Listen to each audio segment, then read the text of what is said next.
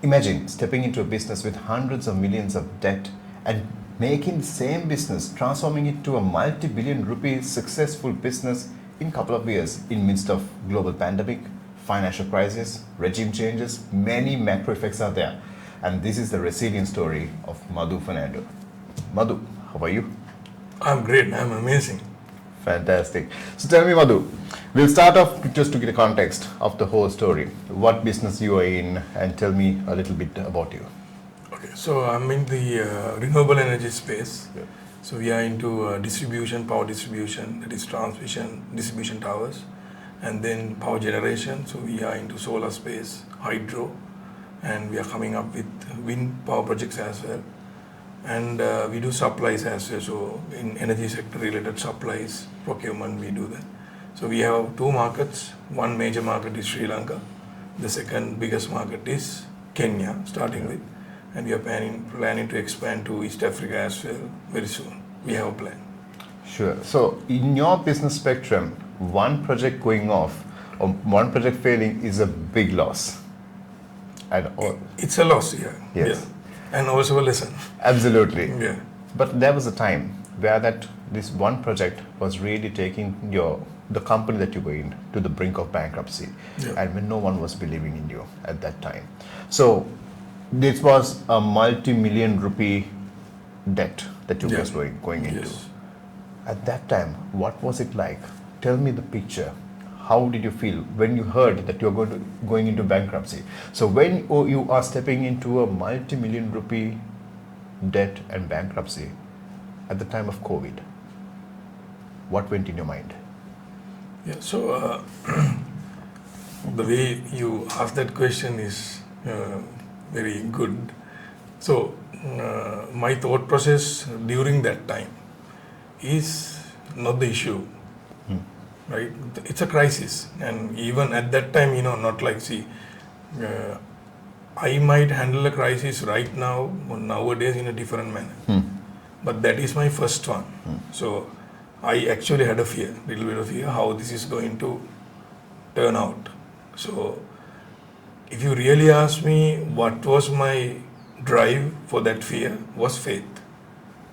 That is, because basically when all the odds are against you, including your own directors, are not supporting the fact that you are going behind a dream or a illusion, nobody is there to support you, is the biggest challenge I had. So against that is the faith. Yeah. So I have my own beliefs, so I truly believe in that. Yeah. And it has always, when all the odds are against you and all the things are against you, I simply look up and say, I'm going to do this, just help me out. So during that moment, there was a time I actually had a project director at that time.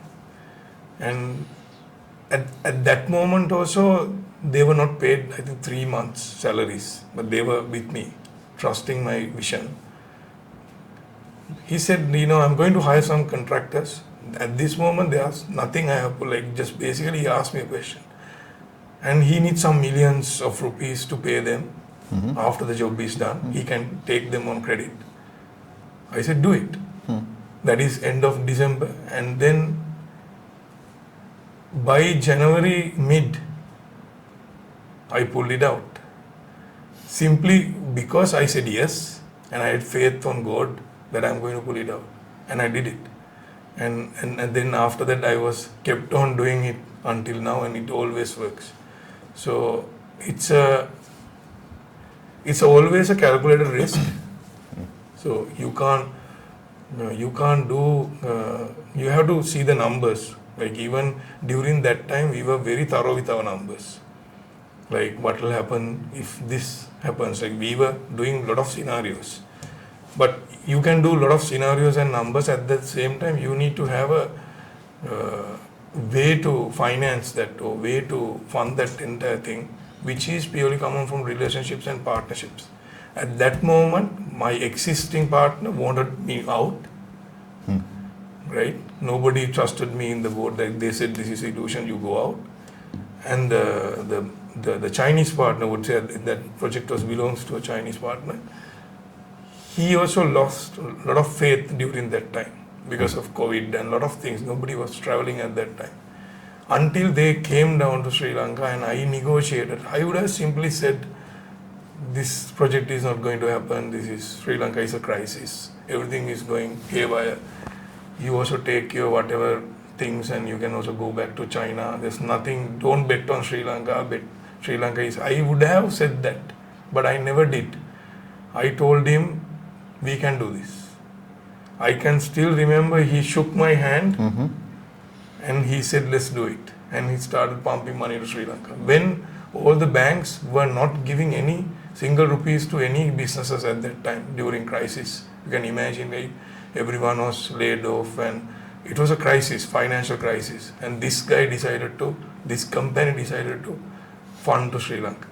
Well, that is very interesting because I want to ask now, you could have definitely let go and give up along with the others, because giving up is something that is available when very easy. Just as you start anything, giving up is the only option that is available.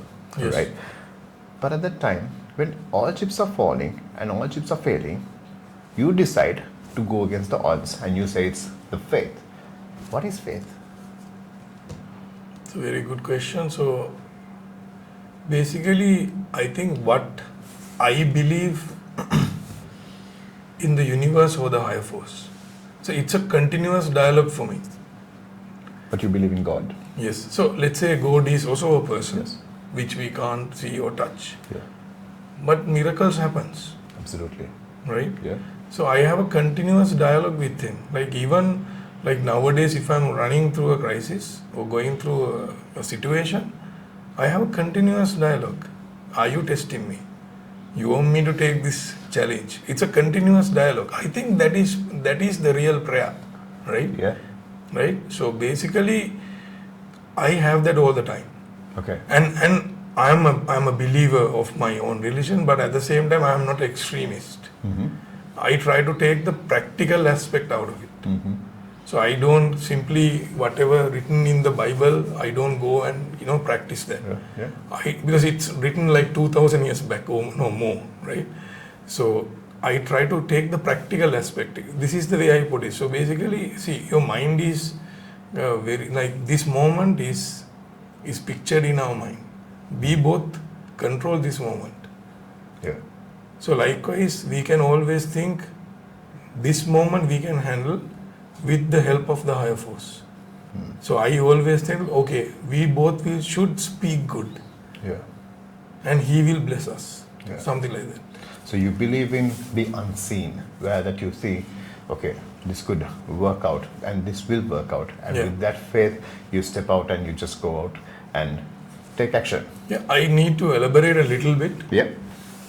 See, now, because to prove the point that I am not extremist, because nowadays people can think like if you have a religion, it's you are extremist, but that's not the case.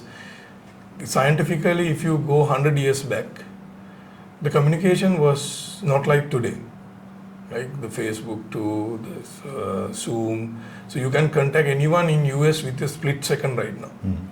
But 100 years back, it's not a possibility. So communication was not something invented like this. So it had a journey.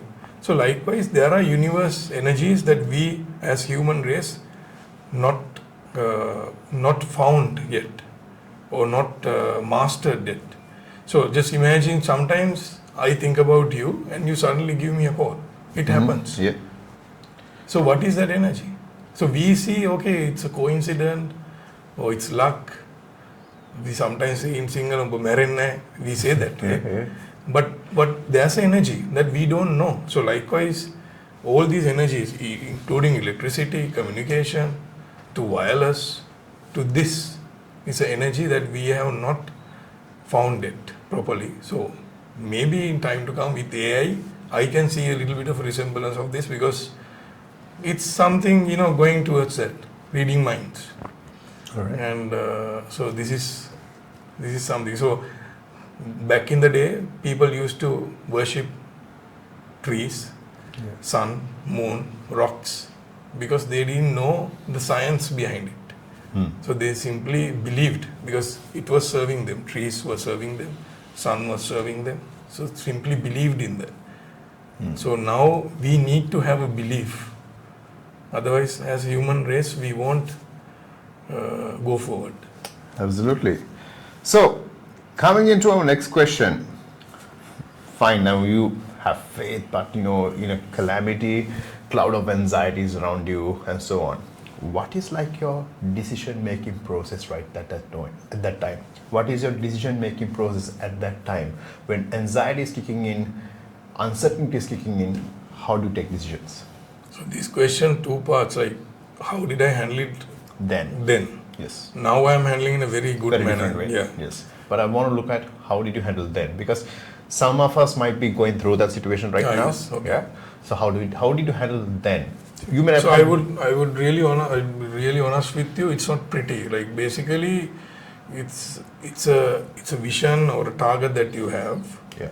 And no matter what happens around you, you go and get it done, whatever it takes. Yeah. Right. So now in my case, let's say this particular example, I have a target, turn this around from a not profitable situation to a profitable situation. Yeah. I have to do whatever it takes to get it done.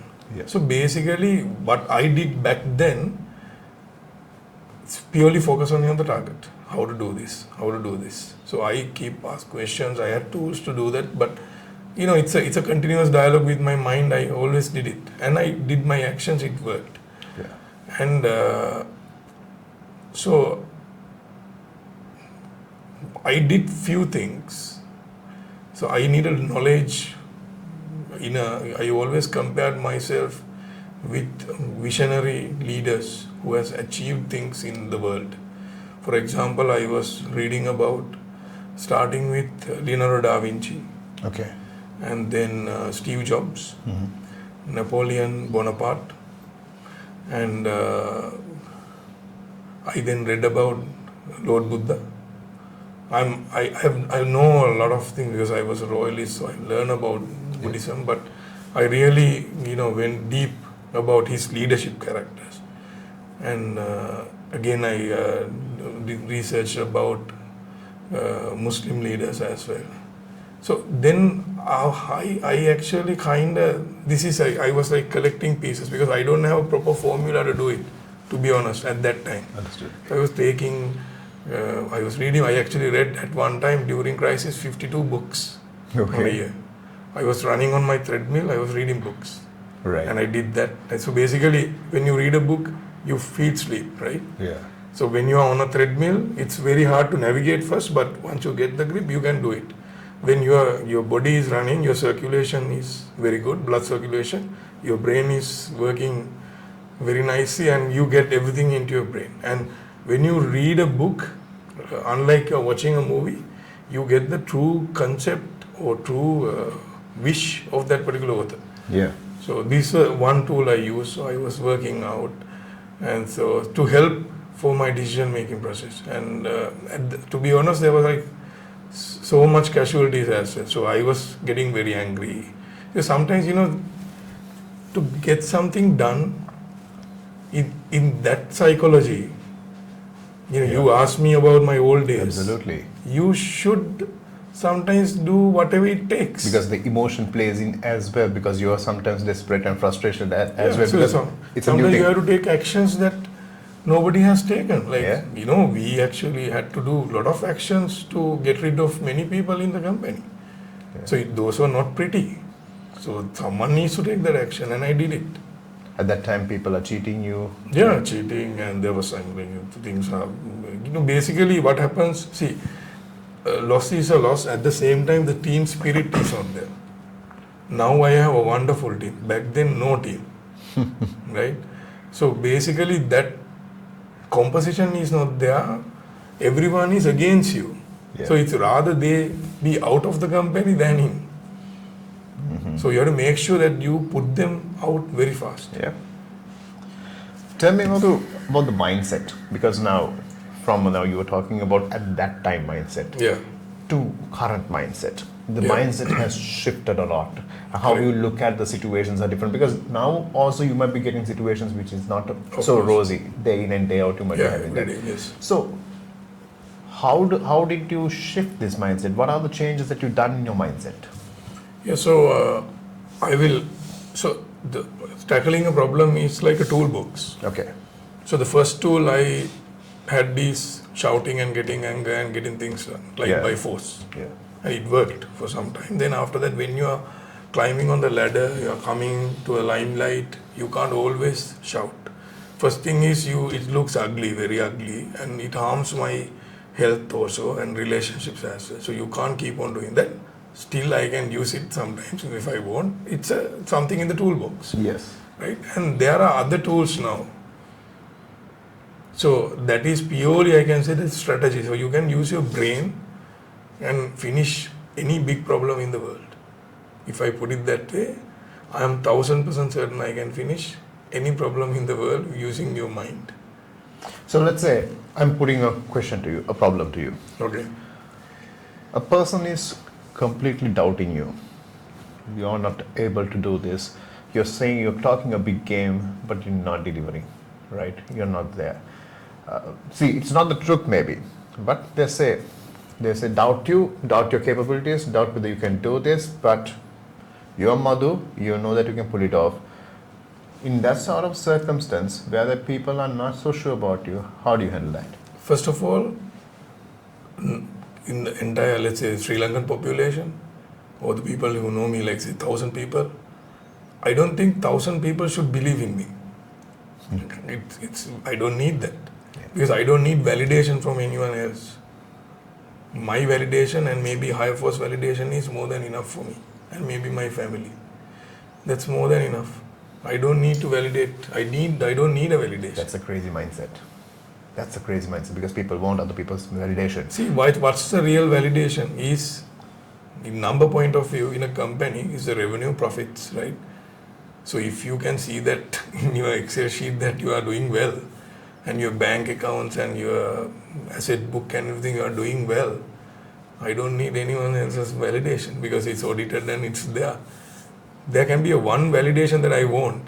Maybe go for like Forbes 100 list. That's a good validation because they validate properly, right? Or we can believe in that system. So if I ever become under, most richest 100, Under 100. under 100 Yeah. entrepreneurs in the world, Yeah. that's a very nice validation. I'll be happy with that. Okay. Not any other validation. And I can tell you purposely, I don't go and confront people because I am harming my time. It's especially time. Because So you mean to say if someone there's is no doubting, fake arguments. Like Right. I don't need to waste Prove. my time. I don't need to prove anything.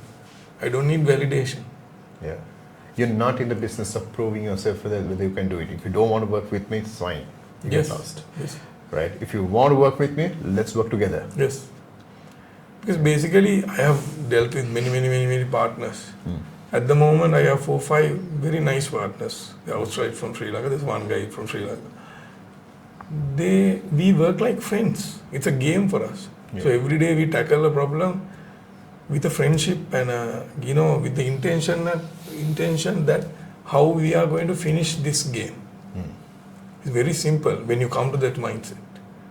So nobody, like all these 4-5 guys are not behind significance. Understood. So let me ask you this. How do you pick your circle? Now this is a very interesting part because you were talking about there are 4-5 guys around you, you're working as friends. Yeah. That's a very interesting part. If you are getting into a partnership, if you are coming with a client, if you're serving a client, do you expect them to have that, that cohesiveness, that togetherness, where that you have to vibe with the client to work with the client? Do you believe in that? It's a very nice and hard question that you ask, but we knowing each other for 14-15 years, I can give you the example as well. And this sounds strange, but it comes from my gut. Yeah. So when I meet someone, it comes from my gut, this is the right guy. everyone has weaknesses. Even my partners have weaknesses. My business partners have weaknesses. You can't find the perfect person on, like, you won't find you. That will never ever happen in your life. Even your wife is contrast than you. Yeah. You should not expect your kids and wife to be like you. Then it's going to be a very pale marriage. Yeah. So it's always your business partners has weaknesses and strength, and they have super strength. And how to find, like, let's say I go for a networking session or a meeting or maybe a coffee. So answer for that question is, when I take the discussion with that person, that conversation flows. Yeah. I think you have dated, right? Yeah, of course. So basically, you know, like, when the correct match and when the correct mismatch. Yeah. And you master it over a period of time when you have different partners. Yeah. So for me in business, I had plenty who have left me over, So then now I know. So, and at the same time, I can tell you, after the connection, I look at the values as well, to be honest, because Right. it's basically something that as a team or as a partner, what you are telling to the society or our organization or our team. So I look at the values, but sometimes you can't find 100% value match people. Yeah. Yeah. Because that's It doesn't matter actually. Yeah, it's a fake thing if you try to figure out, okay, if I'm looking for myself in the other person, it's not right. It's not diversity. You won't find. Yes, because like the five fingers, we are different, so but we need to work cohesively. Yeah. But the mindset needs to be together. So the more the value set is aligned, Yeah. the values that you believe and I believe or the partner believe is aligned, you will have a very nice partnership going on. So, For sure. yeah. But it doesn't mean that there are partners sometimes, it's basically helping out each other after that. Yeah. See, you see something bad about him, you can point out, say, see, look, what you're doing is wrong. You need to correct this behavior. That is the true partnership. So you won't find him like that, but you can tell.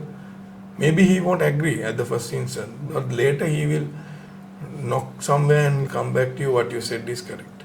This has happened to me. So, It's happened both ways. okay. Yeah. So in the journey of building an empire, how important is your business partners and your customer? The cohesiveness. What I mean is, business partner working with you, the same value systems, but at the same time, the customer and you, whether you have a good understanding. Because customer also in current day and age is a partnership.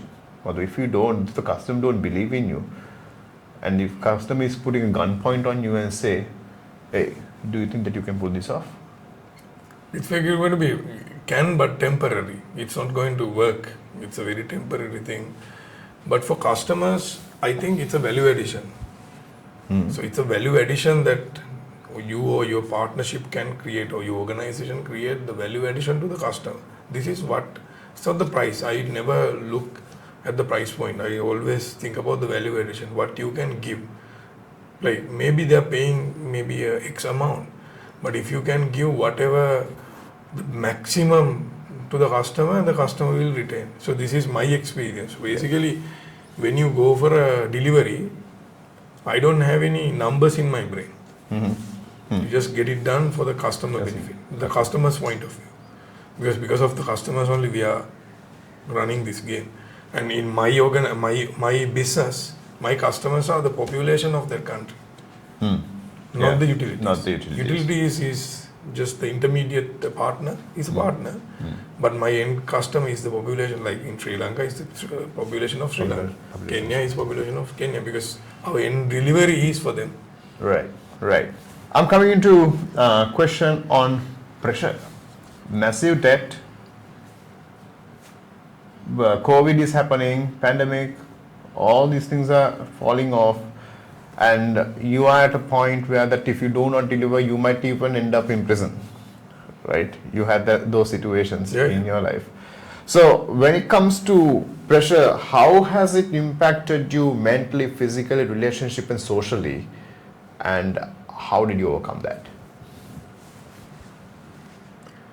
I think the way you asked the question, during that time, I have been to the worst places in my life. Yeah, okay. All the areas that you said, Hmm. let's put it that way. So, in finances, personal finances, relationships, and health. So this is the main cycles, and many other categories. You name everything. During that time, I was going reverse. So it's basically again like business, all the aspects of your life. Again, never give up. See, it's a cycle that complete your life. Yeah. It's not only money. I have met billionaires who own private jets, who are about to die and they are not happy with their life. They have maybe more than $1 billion in their bank accounts, and they don't know what to do with their money because the health issues can't be addressed using money. They don't have a relationship or a family or a kids, and they are offering maybe millions they don't want. So I have seen these people, and then what I realize, it's a cycle of life. So you need money. I'm not saying you don't need money. If someone is telling you don't need money, it's a very wrong statement. Money is an enabler that you should pick what to enable. Yeah. You can enable bad things and good things. Yeah. So you can decide what to enable. And other things, relationship, family, kids, Yeah. and health especially, because if you survive, I think health is the most important thing. Now I realize it more than ever. Health See, is the most important. I'm still 36, but I get into this journey. I was actually doesn't think about my life for at least starting from, let's say, high school to 31, 32. For like 10, 12 years, I didn't give a shit about my life. So money can't buy you happiness. Money can enable things, but it can't buy you happiness. So you have to complete your cycle.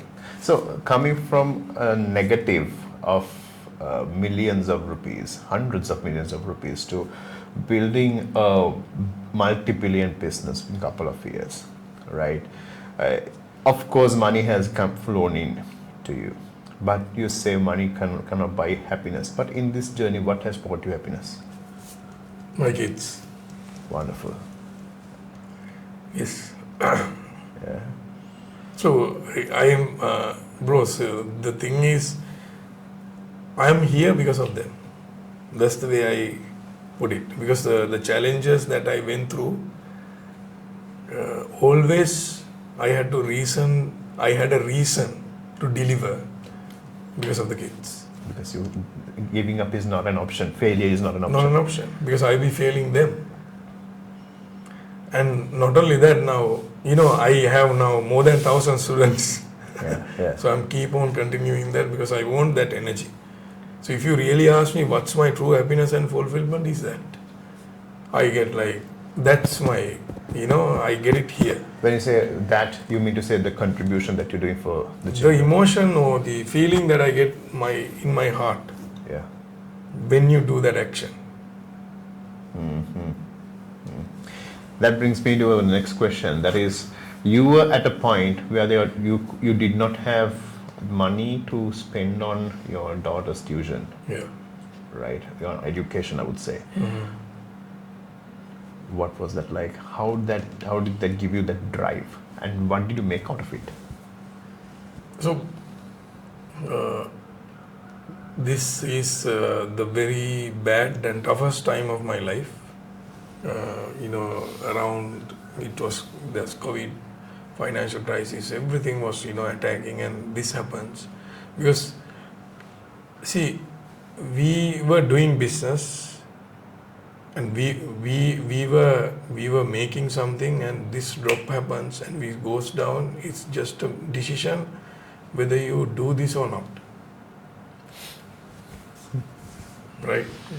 So saying no is something like a utter failure, right? Like, I don't think in that psychology even I can live, to be frank. So my argument is only whether I do this or I simply, vanish from the world.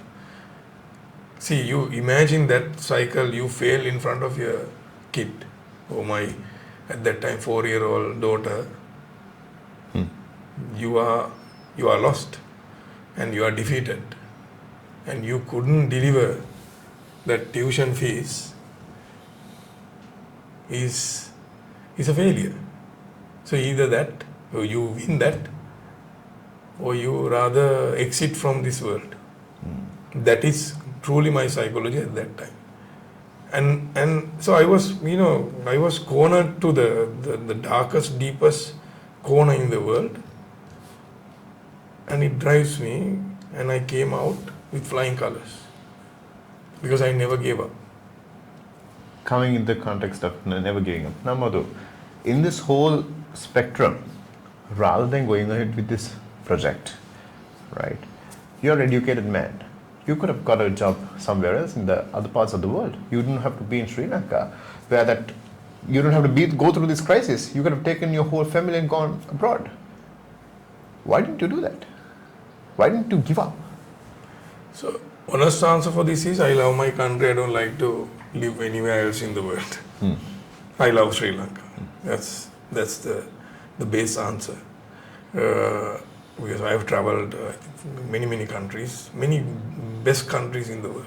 Yeah. I've seen how they have a wonderful life, and having that wonderful life, especially in US and Canada and Europe and Australia, Singapore, even Dubai, having wonderful life, still people complain. I don't know how.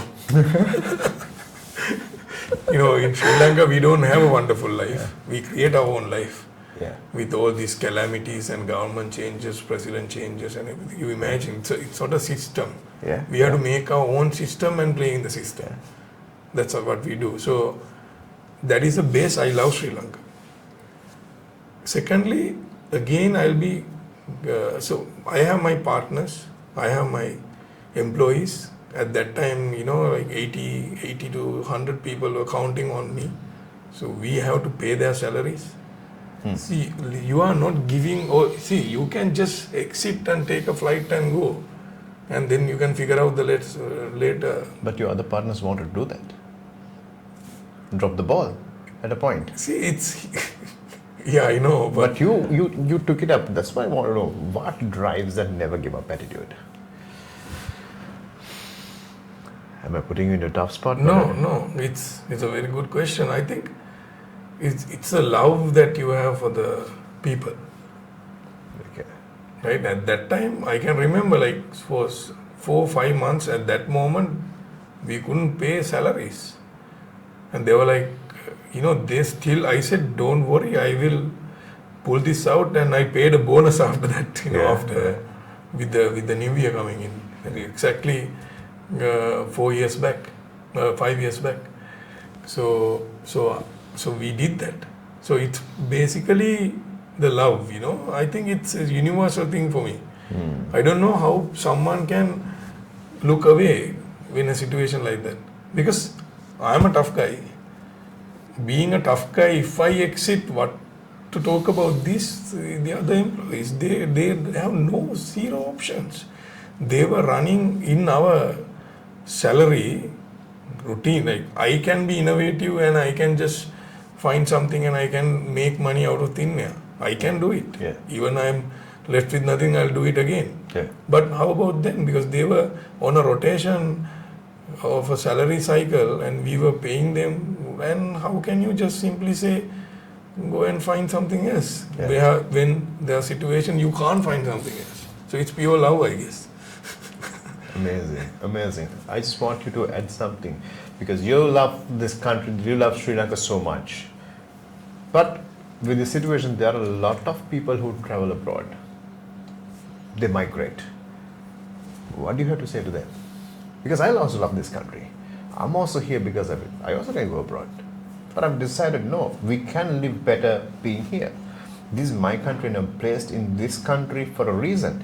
And if you are placed in this country for a reason, and if you're just going away just because of your own gains, then that means you're selfish. This is my own thinking. No, it's correct. Right. I think you're spot on. So, what is your message to the audience? Who wants to migrate? Who thinks that you don't have a future in this country?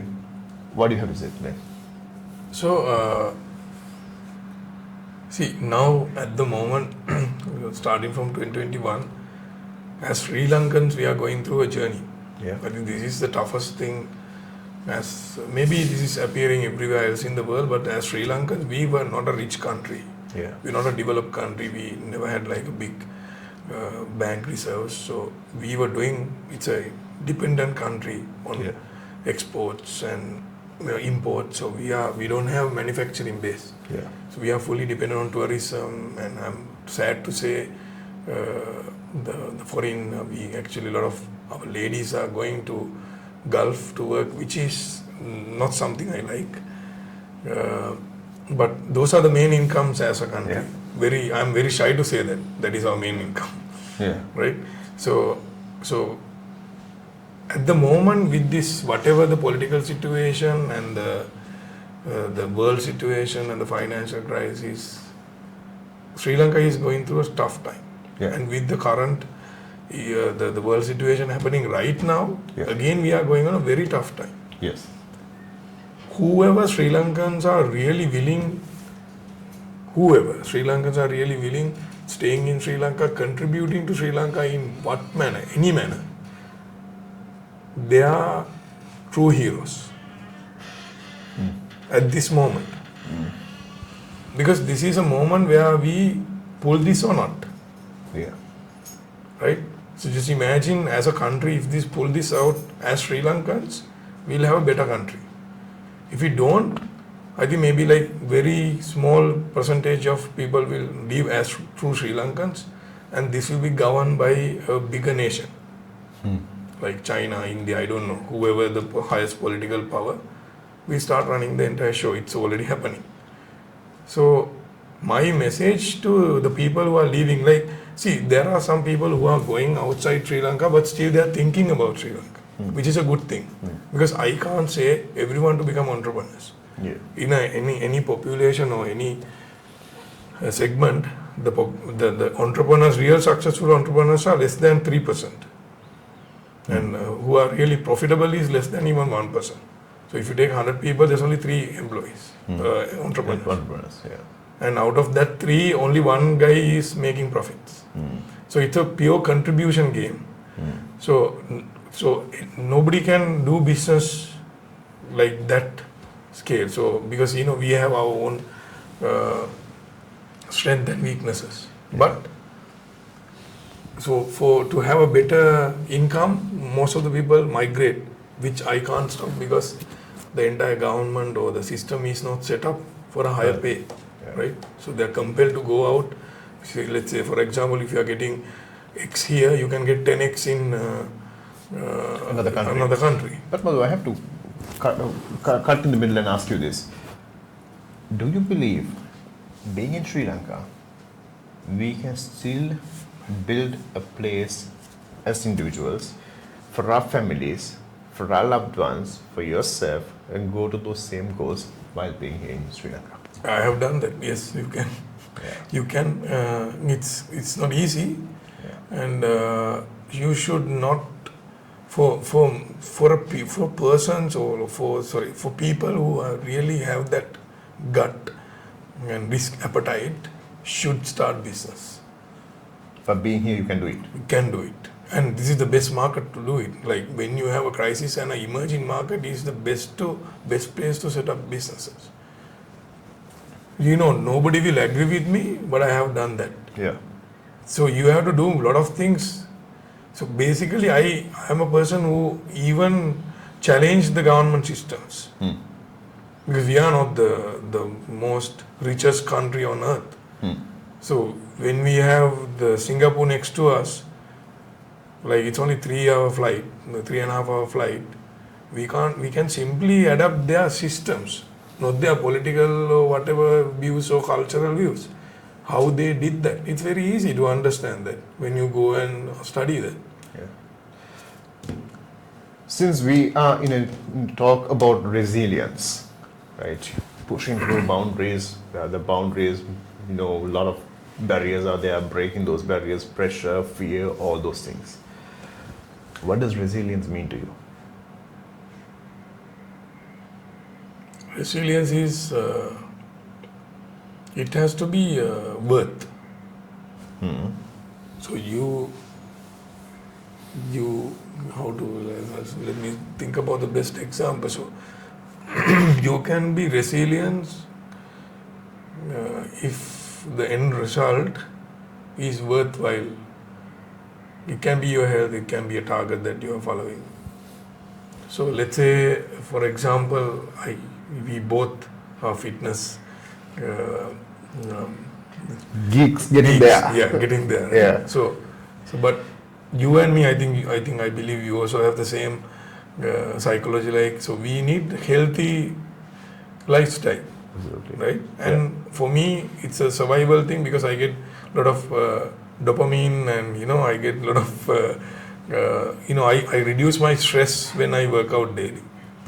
So that is enough. Like, see, if I go and stress myself and I want to be more resilient, I'm just giving example, and I want to bulk and I want to like go for this competition, that competition, that is not my end goal. I want to have a lifestyle in middle of all this, the businesses and the challenges that I'm dealing with day to day, to have a lifestyle to survive. So it applies to anything. So you can be resilient to what you like and what is worthwhile for you. So in that case, let's say you want to have a target, or I have a target, I want to achieve it. I'll be super resilient till I achieve that. If you put it in one sentence, what does resilience mean to you? It's a combination of commitment, dedication, never giving up, and again faith. Yeah. I think the faith plays a major role in your mindset. I mean, it has to be in all the human beings, I guess. Yeah. Because we have faith in different ways, right? We all have faith to a different level. Because if there's no faith, then it's fear. Yes. Yeah. Then you're governed by fear. Are you really governed by faith, or are you really governed by fear? Where that you want to overcome fear, or how are you really governed by? So I'm not going to say that I don't have fear. It's something that you fluctuate with. Yeah. And you have to regulate with. Yeah. But I am strongly, now I am governed by faith. But you get fear always. Sometimes, especially, looking at my kids, like if they are doing sometimes they are like still very small, so they just jump up and down. They just, go on the grills. Yeah. So then you feel fear. What will happen if this, if she falls down and she break a leg, go knock her head? That's fear, right? You fear if you fail at that point? You fear that now? In a sense, health-wise, if you fail, in terms of financially, if you fail right now, again, right? I think that continuous fear is there, and that's what drives me, right? You have to have that continuous dialogue with your fear. So when otherwise you just simply like given up, like you don't have any. So when the fear creeps in, you fight for that faith, isn't it? When the fear creeps in, you fight for that faith. I would say faith and actions. So sometimes that is the difference between an extremist and a person who really makes results. So I have a faith and I take actions for that faith. Madhu, now we can talk about planning, the strategy, logic, and all those things, but we are emotional beings, right? We cannot avoid the fact that we are getting emotional. When sudden something happens, we get really emotional, and we respond out of emotion. So the golden rule is, no matter what other facts are, but how does this facts make us feel? That's based on that only we make decisions. So emotions are a powerhouse that we have. It's all about how you use this emotion. Yeah. So I want to talk about when you're emotionally drained, when you're emotionally challenged, how are you making decisions? So this is very similar to the explanation that we have. So emotions and state, the state of mind that you are in, right? Like let's say you are going through sadness, you are in a sad state or sad emotion. Or you are going through happiness, you are in a happiness state or happiness emotion. And again, when you're frustrated, anxious, angry, So it's a thought process that we are going through. So basically, it's gone by three segments or three focus areas. First one is the focus, where you are focusing. The second one is the language. The language that you use, like when you are in a very hard situation, you can still call yourself, no, this is going to be better, this is going to be best. Someone is testing me, we have to tolerate, this shall pass. This is the language that I use. So there's focus, what you focus from your thought, there's language, and the physiology. So when someone is crying or someone is in a bad state, you always change. This happens to kids, because I have 3 kids, so I know.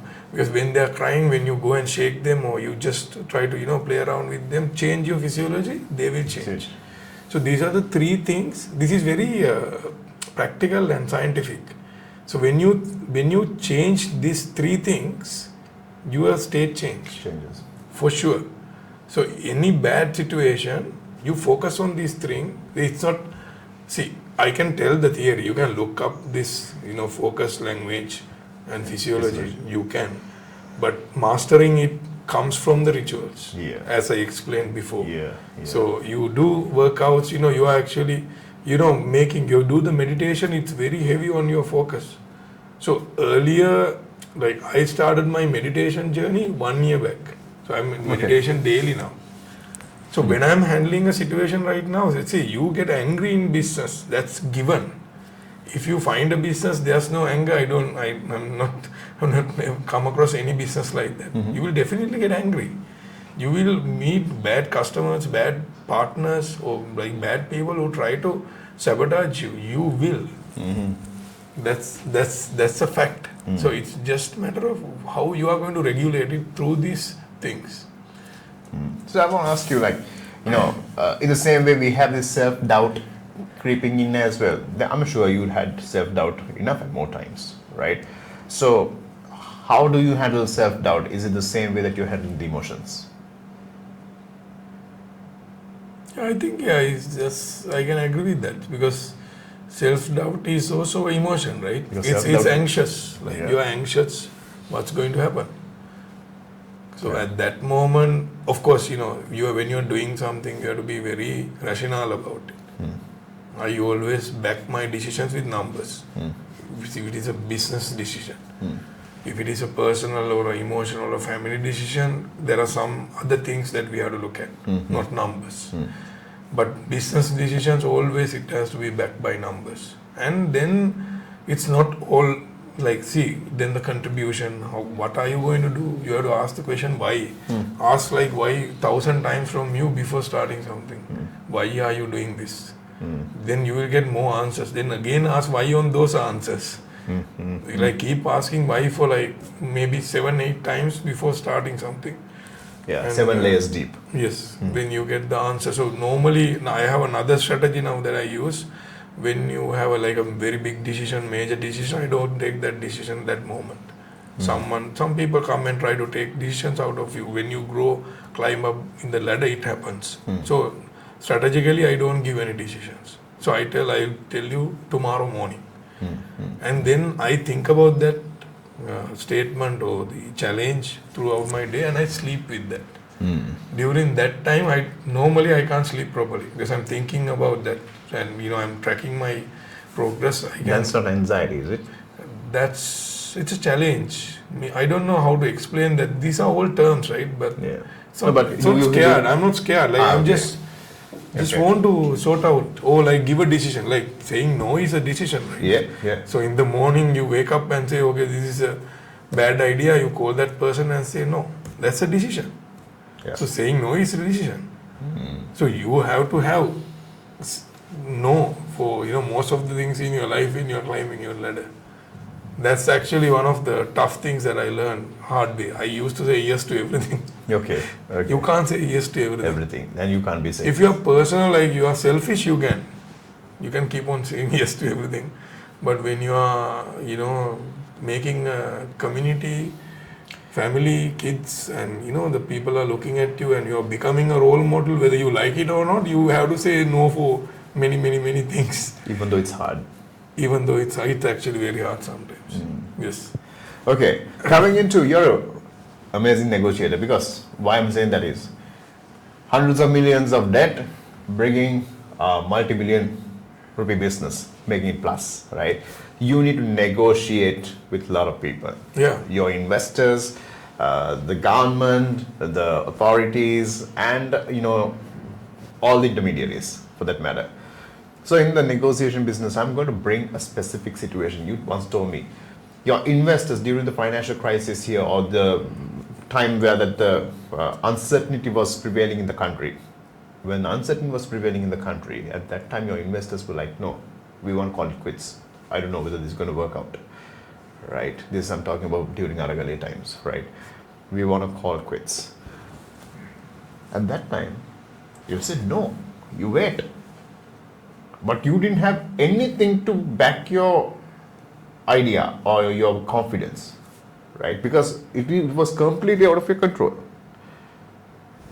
In a situation where that everything is out of your control, how did you negotiate with your investors to stay back and to build it? Because it was not in your control. So the simple thing that we did is, like, it's a negotiation, right? Yes. So negotiation is like a moment like this. Yes. End of the day, it will boil down to this. No matter is the biggest problem on earth, it will boil down to two people. I say two people, even maybe you are surrounded by maybe another few people, but again, it's a one-on-one. That's how I see it. It's a leader to leader or decision maker to decision maker. It can be a deal, it can be a big challenge that we have to tackle. Everything will boil down to a one-on-one. In my life, it happens. So when you get that one-on-one, or like few one-on-ones, you have to be prepared. That's a fact.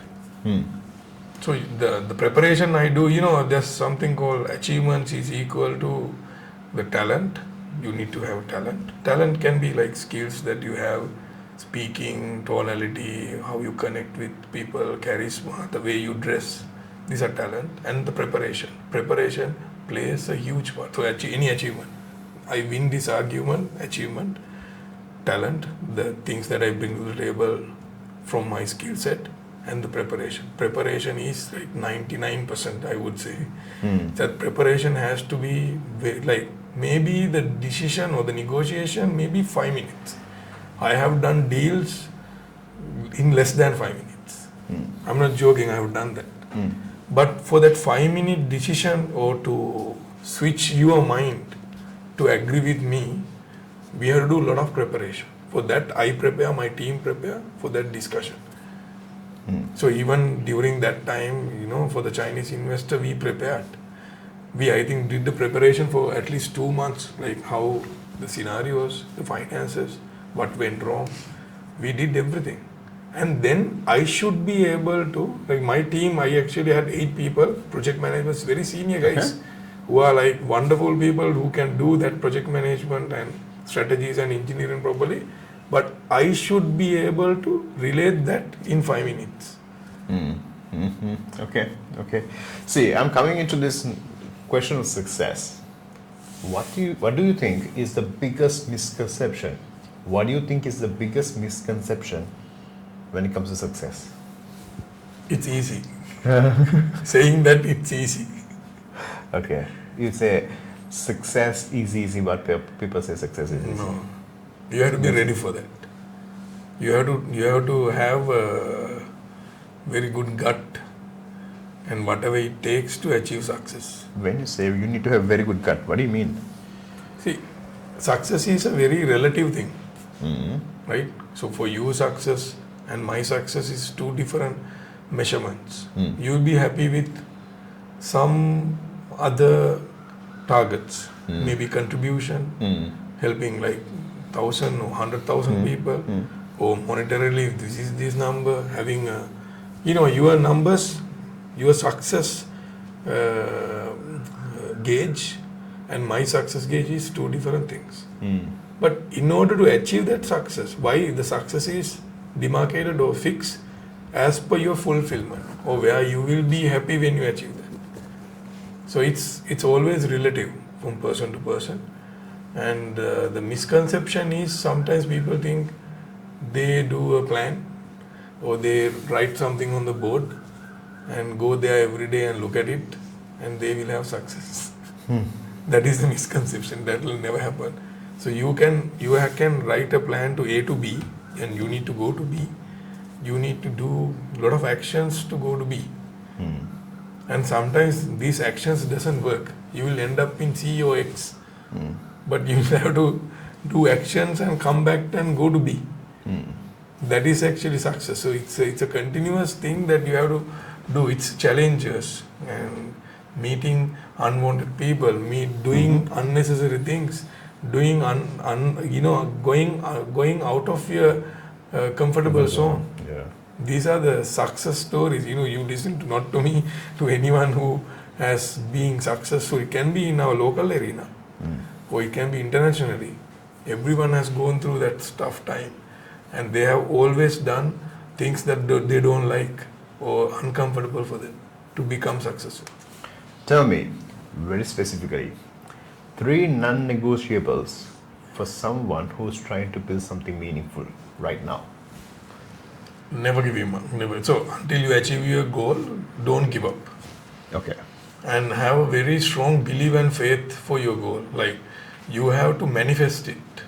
The big every why. day. The big why, is it? Is it The that? belief that you are going to achieve it. Like, Okay. it's something like going to moon. Just think, right? Human race going to moon. So people will think, oh, okay, nobody can go to moon. This happened.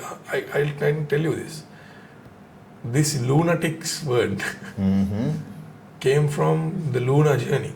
Luna is sun. Luna is, yeah. So the lunatics is a stupid person, right? People call Luna is the moon, is it? it's the moon. Yeah, yeah. So this lunatics means the people who wanted to go to or who believe in the moon journey was lunatics because they were crazy. During 1960s or 1950s. But they did it. Yeah. So that's so you have to have a strong faith and belief on what you do. Don't give up. And third, take massive actions. So Massive if you action. really have a strong belief that you are going to be there, you can visualize it. What are you going to do when you achieve that? Let's say, for example, you want to achieve, for our argument per se, $1 million in your bank account. When you achieve that, what are you going to do with that? How you feel? What is your feeling when you achieve that number in your bank account? What are you going to do with that money? What is the contribution that you have made to the economy or your community by having that 1 million? So this question, this manifestation has to happen. So maybe at the moment you have 0, but you can think now when you have 1 M, how you feel. You can think now. That's the beautiful gift that we have, no? The Yes. imagination. That's actually the thought process. You can go there and feel now. People will tell you are crazy. People will tell you that you are a stupid person, lunatic person who thinks like that. You are a dreamer. People have said me that. Of course.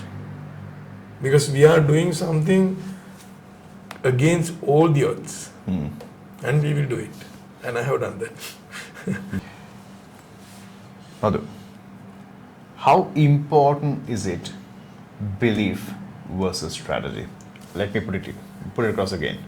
How important is belief versus strategy?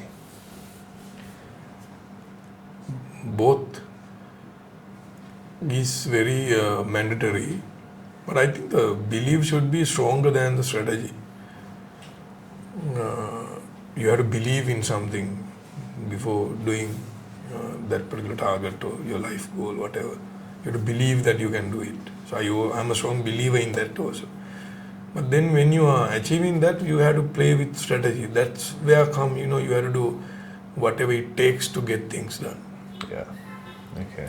It's very good for a country like Sri Lanka or developing countries, people having beliefs. It can be any belief, but a good belief. Then you will find strategies, tools, books, people and networking to achieve that. Even money, finances, everything will come once you believe that. Yeah. So belief is where it starts the whole thing. Strategy can be formulated along with this belief. Yeah. Belief is the most important one. For the public per se, there's a book called Art of War. Yes. Sun Tzu. It's a very small book. You can actually finish the book within 1.5 to 2 hours. Yeah. It gives you, it's actually the strategy behind how to win a war, but it can be applied for anything in your life. Great. So, as a last question, I want to pose you. If someone is in rock bottom right now, if someone who's watching this video is in rock bottom and they don't have any options, they say, what is the advice that you can give them? First of all, they should say that they don't have any options. Okay. Because they have options. So until you breathe in this world, you have options. If you die, then it's end of discussion. Yeah. So then you start from there. Believe in telling yourself that you have options and write down those options. This is very segment oriented. Like if someone come with the exact problem, I can give them like 100 options to drive. So see, like if you look at all the success stories, human race has done that before. Whatever challenges anyone is going through right now, someone in the world, maybe right now, maybe a moment ago, maybe 100 years ago has done that. These crises have come before in different forms. So we have to be ready for that. This is natural. Like even if there's a World War III coming, it's a correction. It's a natural correction. Yeah. There was tsunamis, there was financial crisis, there was pandemic. It's a natural correction to eliminate the weak, and the survivors will come up. It's survival of the fittest. It's a natural correction. It can apply to finances, it can apply to entrepreneurship, it can apply to normal day-to-day life, it can apply to weak people, and we have to think like that. So that brings me to another small question. That is, many say that they don't have the resources. Many say that okay, government is not supporting. I don't have the money to start a business. I don't have this. I don't have that. So we are talking about lack of resources versus resourcefulness, right? How can you be resourceful in a crisis? See, I never said it's easy. It's always hard. Yes. There are options. So for me, as you know, when it comes to finances, when in my crisis, nobody in Sri Lanka helped me. Even like financial institute, nothing, nobody. Like latter part they did. Now I have like all the banks are working with us. But at that moment, because see now naturally is the theory what happens, your FD rates goes 30%. Then they naturally encourage the entire community to come and invest in the bank, don't invest in the businesses. When you have a 30% return on a FD, someone should be stupid enough to go and give that money to me.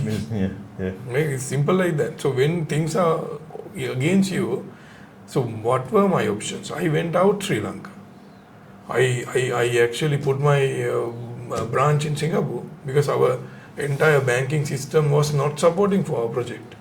And our contracts were going to cancel because our all international players from US, China, India, Kenya, they were not believing the Sri Lankan system. It's a bankrupted country.